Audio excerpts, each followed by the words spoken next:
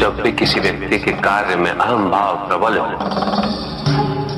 तो अहंकार व्यक्ति जैसा भी हो उसे अस्तित्व केवल वैसा ही प्राप्त होता है। व्यक्ति यदि अपने कर्मों के लिए अपने को उत्तरदायी समझे तो वो स्वतंत्र था।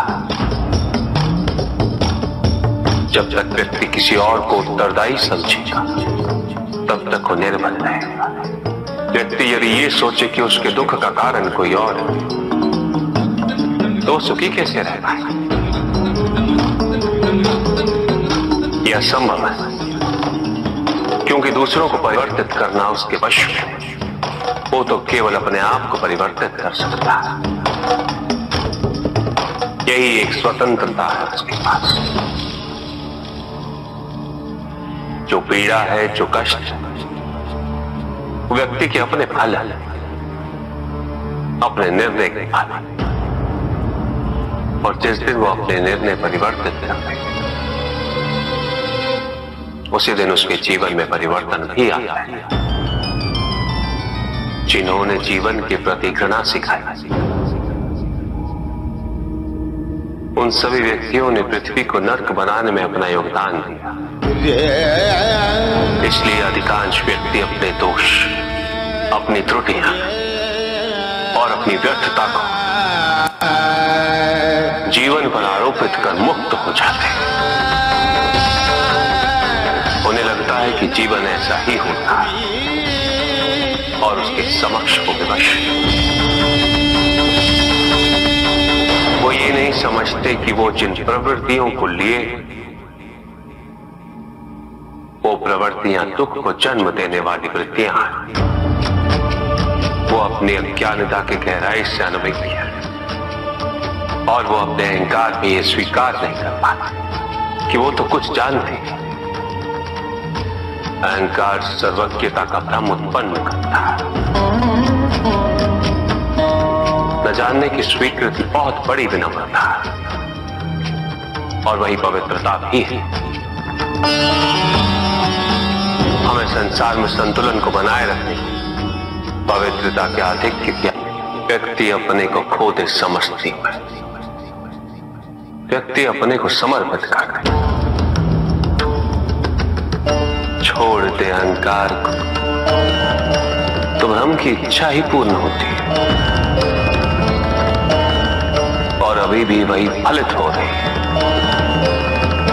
ऐसा नहीं है कि हम उससे भिन्न फलित करा देंगे, लेकिन व्यक्ति भिन्न फलित कराने में लड़ेंगे, टूटेंगे, नष्ट होंगे।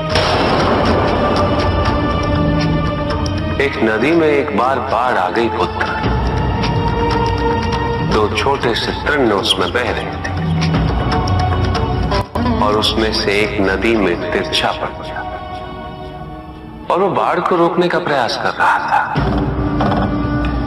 वो अत्यंत ऊंचे स्वर में कह रहा था कि नदी को आगे नहीं बढ़ने देगा।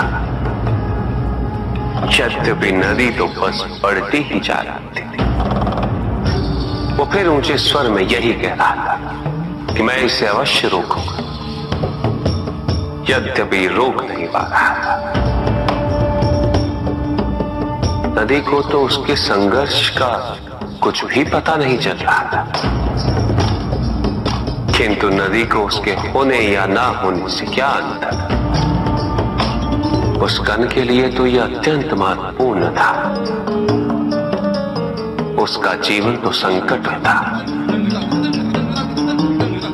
वो तो बस बहे जा रहा था। वो जहां भी पहुंचता, किंतु उसे पहुंचना तो संघर्ष करके ही था। किंतु ये बीच का क्षण, ये बीच का काल दुख, पीड़ा, द्वंद्वता का काल है। वहीं दूसरी ओर जो दूसरा तृण था उसने अपने को समर्पित कर दिया। वो तो नदी में सीधा पड़ा हुआ था। नदी के प्रवाह के साथ साथ बहता जा रहा और उसे ऐसा प्रतीत हो रहा था जैसे कि वो नदी को दिशा दे रहा। उसे प्रवाहित होने में सहायता कर रहा। वो तो ये निश्चय कर बैठा था कि नदी को समुद्र तक पहुंचाकर ही रहेगा, किंतु नदी को उसकी उपस्थिति का भी आभास नहीं था। नदी पर उन दोनों के होने या ना होने का कोई प्रभाव नहीं था। नदी तो बस बहे जा रही थी। ब्रह्म की इच्छा को जाना नहीं जा सकता, किंतु ब्रह्म के साथ एक अवश्य हुआ जा सकता, और तब व्यक्ति की अपनी इच्छा तो खो ही जाती, केवल उसकी इच्छा ही शेष रह जाती। युद्ध किसी व्यक्ति से नहीं गिरीश, मानसिकता से होता। युद्ध में संघर्ष अच्छाई या बुराई का नहीं होता,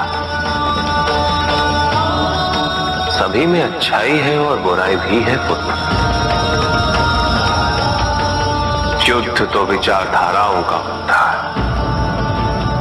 व्यक्ति अपने पराक्रम पर, अपनी क्षमता पर विश्वास कर युद्ध करता है, और जब उस विश्वास को क्षति पहुंचती तो सब कुछ निरर्थक प्रतीत होने लगता। विनाश उसका मूल स्वभाव है। संगीत से ये प्रक्रिया और भी प्रबल होती, किंतु विनाश किसका? प्रश्न ये है। जो विनाश अपनी सीमाओं का,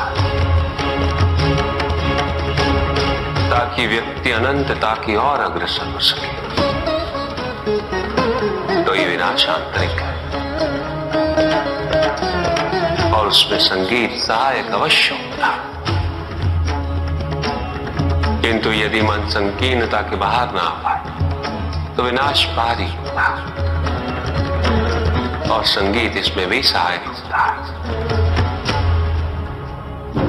ऊर्जा की अस्थिरता शांति से आती, और स्थिरता के लिए अनिवार्य है शांति।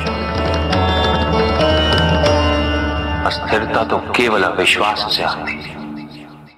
ईश्वर सच्चिदानंद है, त्रिकाल बाधित है,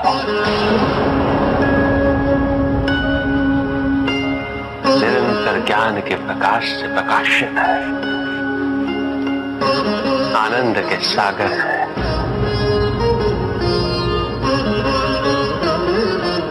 ईश्वर ही सृष्टि के परम तत्व है, निरंजन है, निर्विकार है, निर्गुण और निराकार है, साथ ही सगुण और साकार भी है। और वही संसार के सृजन करता, वही संहार करता भी है।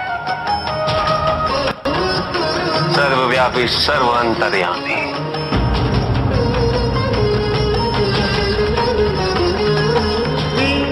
और सर्व समर्थ भी है। कहिए, जहां न अमृत, न विष, न सुख, न दुख, न स्वर्ग, न नरक, वही परम आनंद है।